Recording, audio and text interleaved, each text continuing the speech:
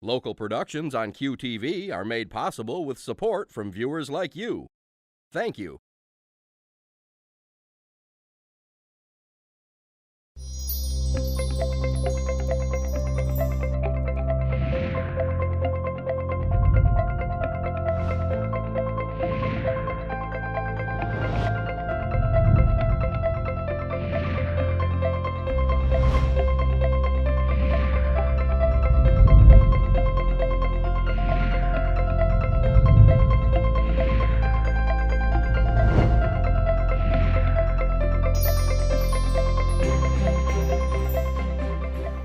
Hello everyone, welcome to Junia Doan's The Spark.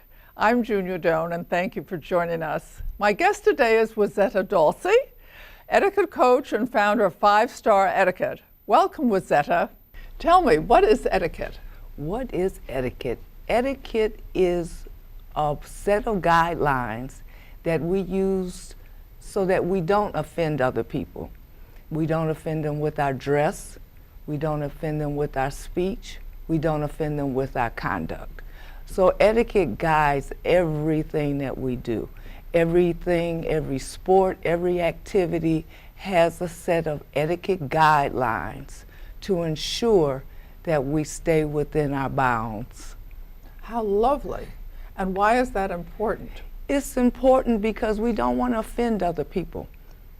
We don't want to offend other people. We don't want to say anything or do anything that's going to cause other people distress. We always want to be mindful and respectful of our surroundings and of the people that we're around. I totally agree. We need this more than ever. Yes, we do. Yes, we do. Etiquette, I believe that etiquette is the foundation of civility. And without civility, we have chaos. We can look around us every day and see chaos.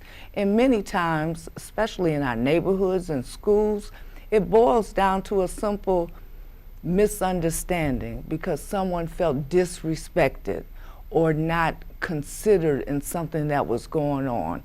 And no one speaks about it, they just react to the offense. So etiquette teaches us how to be civil. Now, you have a school. Yes, I do. And at what age do you start taking children or young adults adults? The youngest child I've taught etiquette to is 7 years old. The oldest adult has been 80 years old. I prefer and I really enjoy teaching that group of young people between the ages of 16 and 25. So the group that's getting ready to go into the world, getting ready to go into college, getting ready to start searching for a job. And then the group that has come out of college, that's invested hundreds of thousands of dollars in academics, but they don't have the social skills they need to be successful. And when we have the social skills to go along with our academics, we can create more opportunities for ourselves. And what would you be teaching this age group, in what order? For the older group, I'm going to teach them the correct way to present themselves, how to shake hands. I teach them how important it is to introduce others.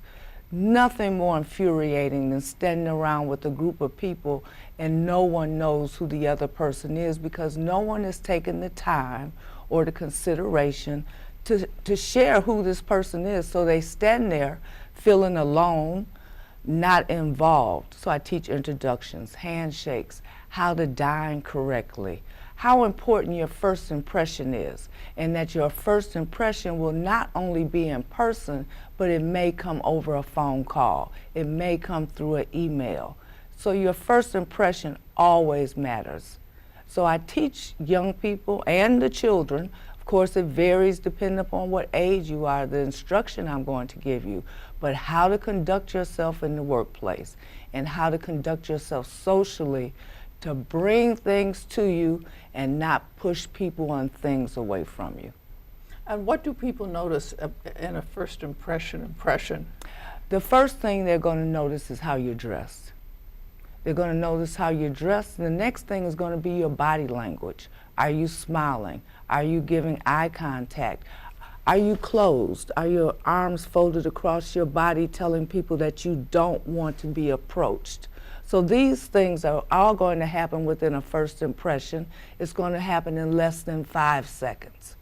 And you only get one opportunity, because our first impressions, the first impression that we give someone, they're going to receive it based on what they feel in their gut. Their gut is going to tell them whether or not you're a person that they want a relationship with. If their gut tells them no because of how you're conducting yourself or how you're dressed, you have a huge hurdle to overcome if this is a person that you need a relationship with. So it's always best for your first impression to have your best foot forward. And that's going to be in your dress and how you're conducting yourself. Before you say a word, someone has already decided some things about you. And how important or how long can you look a person in the eye before it makes them uncomfortable?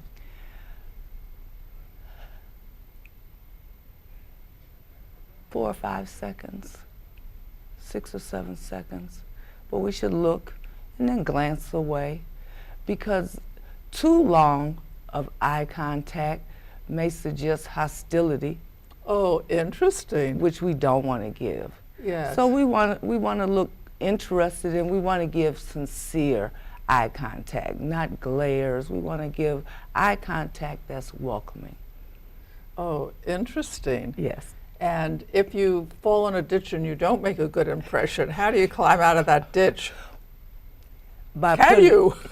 You can, but it will be much more difficult.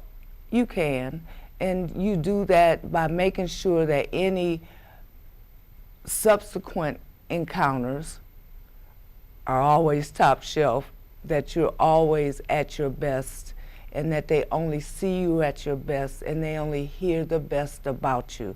Perhaps you can overcome a bad impression, first impression, with better second impressions, but why not make the first impression count? Because that is the one that truly counts. It stays it's the with first people. one. It stays with you, yes. And how much of the conversation should be questions about the other person versus talk about yourself? We should never really talk about ourselves. We really should inquire and ask questions from other people. Everyone loves to talk about themselves.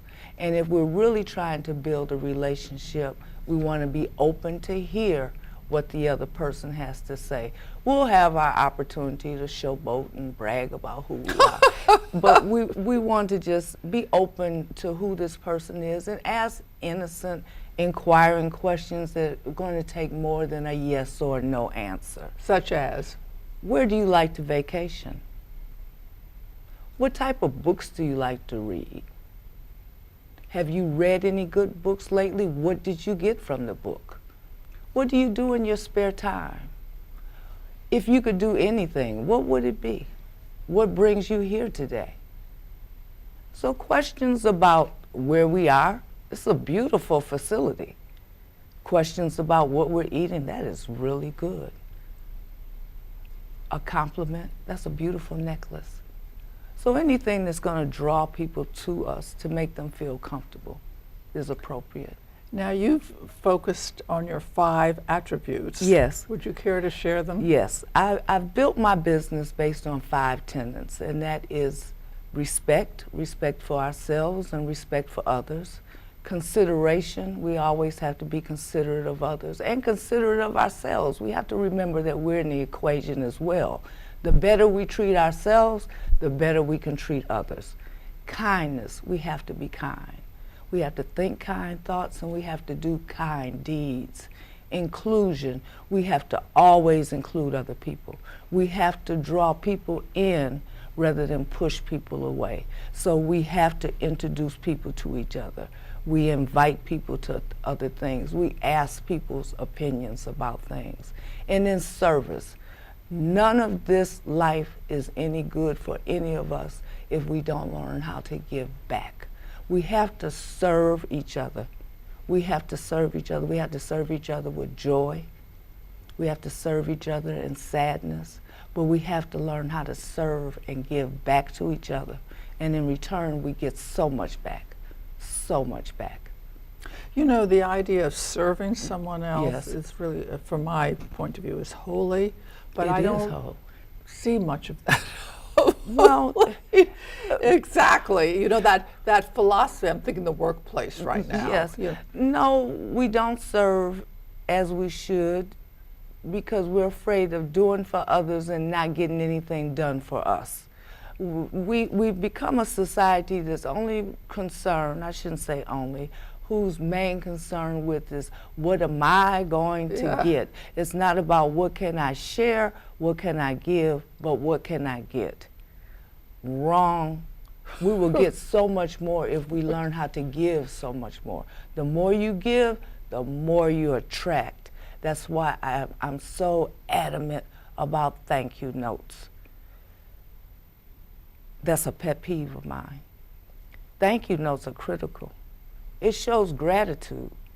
It shows gratitude. You telling me thank you, it means a little, but if you take the time to write me a note and then take the time to make sure that you put a stamp on it and lo and behold, mail it through the mail and I receive it and I open it and read it, it gives me a whole different feeling. It makes me want to run out and do something else for you because you know how to show gratitude. in a way that's really fulsome. Yes, in a way that you had to invest something into it. You had to invest time, you had to invest handwriting, you had to get a stamp, and you had to make sure that it got to the post office versus picking up your phone, doing a text message with incomplete letters and words, or dashing off an email that has no tone to it, that has no meaning to it, just words on a piece of paper. Now, Not the how same. did you learn this yourself?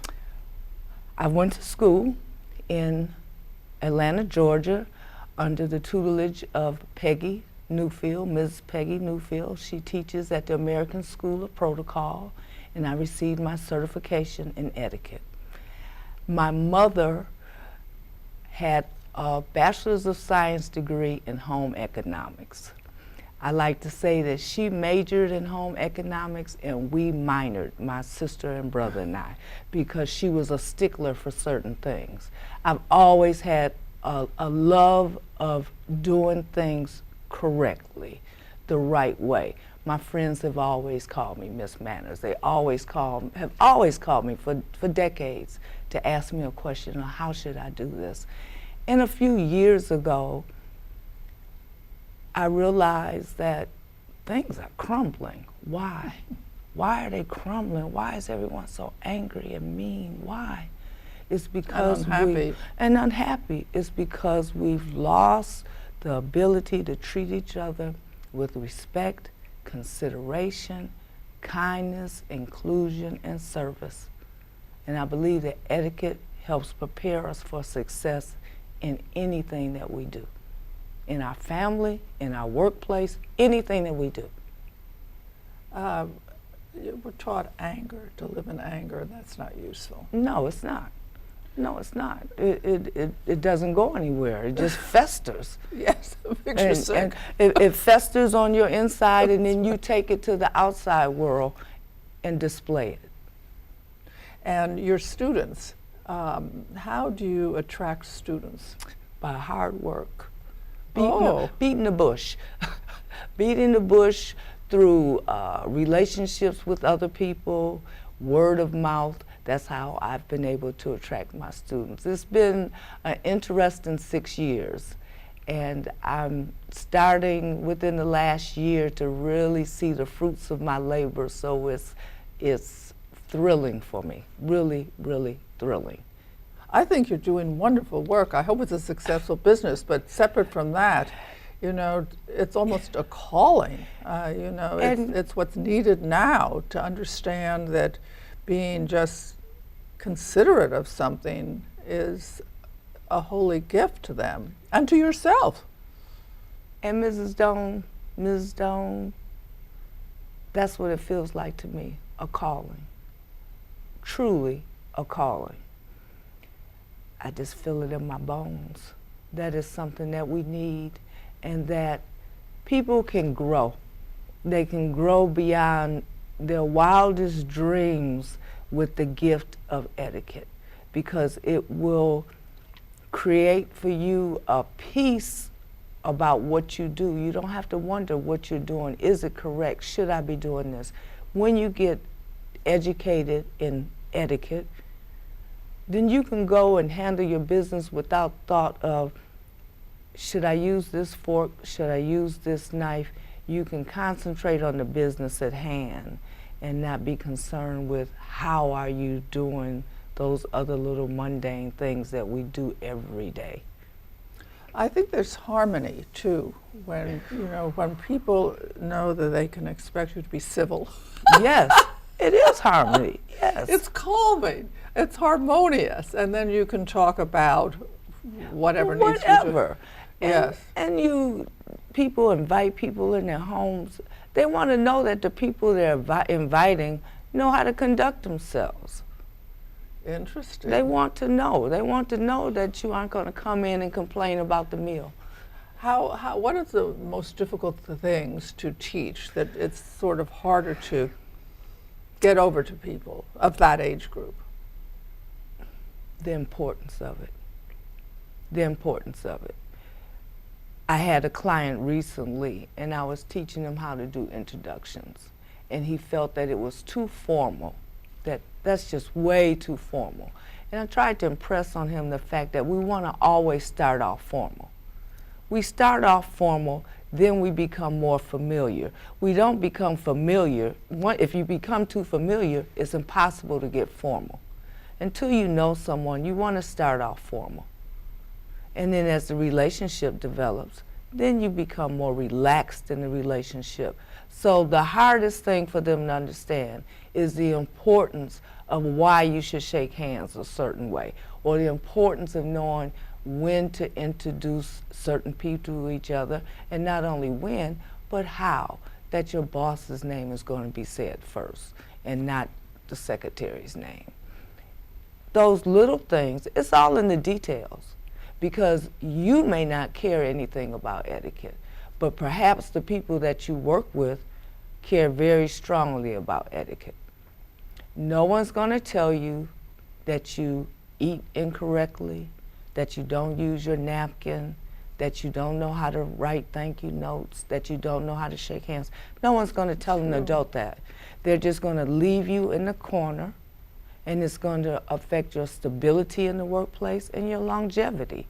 Etiquette helps you create longevity and stability in your social life and in your professional life. Say how it helps in the social life. It helps in the social life because if you're dating and you keep having first dates and you never have a second date, then there's something that you're doing on that first date that's turning people off. If you're a gentleman and you don't know how to pull a chair out for your guests, or help her with her coat, or open up the car door, or back in the old days, order for, but we try not to do that now. No. But at least say, try this. This is excellent here. Try this or try that. If you don't know how to do these things, who wants to go on a second date with you? If you don't write thank you notes for gifts, or wedding gifts, or birthday gifts, who wants to give you another gift? What would you say to a woman who never gets a second date? What advice would you have for her in this area? I would ask her to go on a date with me, and I would evaluate her. I would look at her dress. I would look how she speaks, how she uses her fork and her knife. A lot of times women think that they should only be concerned with what the man is doing. They don't realize that how they're presenting themselves is important as well. It's not enough just to be cute or look pretty and to be female. You need to have certain skills as well to complement the person that you're with. So I would talk to her about her dress. Your clothes too short? nails too long, too much cologne? Do you look too clubby for a first date? And what about topics of conversation? We should stick to safe topics so we can talk about vacations. We can talk about the workplace. We can talk about books or things that we want to do, sports, but we need to stay away from religion, especially politics today. Anything that's going to make the other person feel uncomfortable, we don't want to discuss. We need to think about what would we like people to ask us questions about. No, I don't want you to ask me any questions about who I'm married to, my sex life, how much money I make. No, we stay away from those things and keep it very generic. Movies, television, where are you going on your vacation this year? Where have you been? Where would you recommend that I go? Lovely. Very lovely. Thank you. I don't think we're actually taught how to treat younger people, how to treat more senior people. Do you cover that at all? Yes. Yes. What do you tell them? Firstly, if you're in a room and you're a child and an adult comes in the room, you should stand. Stand and acknowledge the adult. And that's the main thing I teach young people, that it's very important for them to learn to acknowledge adults, that you don't come into a room with adults and just walk back to your bedroom. You must speak to everyone in the room, and you must speak. Children have a way of, I spoke. Well, guess what? We need to hear you. Speak louder so that everyone in the room knows that you spoke. And address people by their names. Hello, Mr. Jones. Hello, Mrs. Jones. And then run, no. So first, stand when adults come into your presence. Shake hands with adults. Give adults good eye contact. And be respectful. I would think that people seek you out as a human being. I don't know about seeking me out, but I have a lot of good friends, I think. Yeah. I think I do. You're like a peaceful oasis. Oh, thank you. Of care. I think that comes with longevity. I believe that hopefully the longer we live, the more we become at peace with ourselves. Yes, inside. And once we become at peace with ourselves, it's so much easier to share peace with other people and with the world. That's what I tell my friends who want to bring peace to the world. I think make sure it's inside within. first. Work on that first. Right. Because solve that first. And that's a task. Oh, that's a challenge. It really is. It really is, because it's a constant battle to be on the side of good and right and positive. I like what you said about the gifts of age by implication. And I noticed in myself, things that troubled me in the past or challenged me, they simply don't. And I think that it's because I've had so much experience on the high side and the challenge side. That's here we go again. Here we go again. And it creates a peace within you when you realize that you no longer have to get worked up over every little misstep. It's not necessary. It'll work itself out, and in the meanwhile, you can keep your sanity, you can keep calm, you can keep not beating yourself up, and you're always doing dumb stuff. You're up. It comes with age.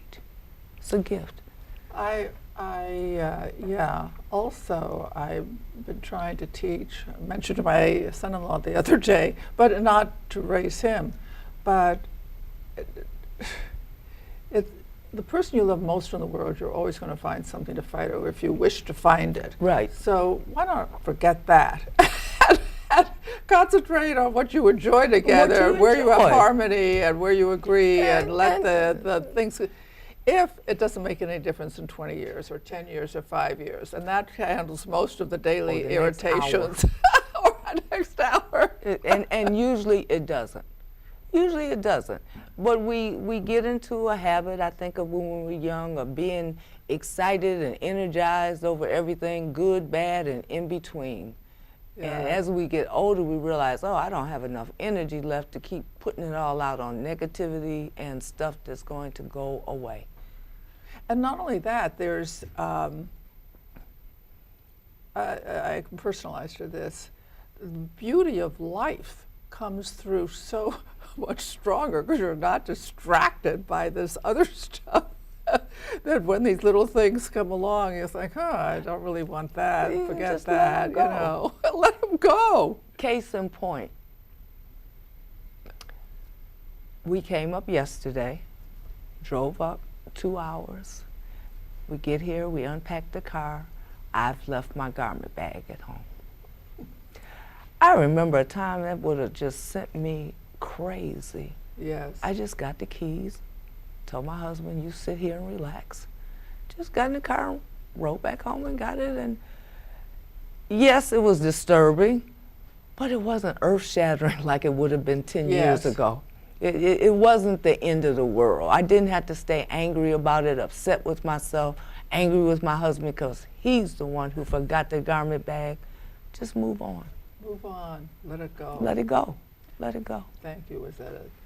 Well, we have learned a great deal, and I want to point out, as she said, civility is the basis of relationship or consideration. She has 5 points. You're going to help me with all of them. Self-respect, inclusion, community service. What am I missing? I'm missing 2. Kindness and consideration. I should remember kindness. I close every program with that consideration. But the real thing is to put people at ease, and the first impressions are really important. That is to say your dress, your eye contact, you use their name. And I think there's another implicit thing is, and that's be reliable as a person. Yes. You say you're going to do something, do it, Be someone that can be counted on. I love the idea that you can age into a stability and a harmony and not get upset. I love what happened to her, unfortunately, as an example, because it does happen. Yes. And I share with you that if you can live her life, you will have a better life, and so will the people around you. So please go out and do something kind today, tomorrow, and going forward. And I'll see you next time. Thank you for tuning in. To contact Junia, send her an email at juniadonsthespark@gmail.com. For more information, program schedules, and news about future guests, go to www.juniadonthespark.com. Thank you for joining us. See you next time on Junia Doan's The Spark.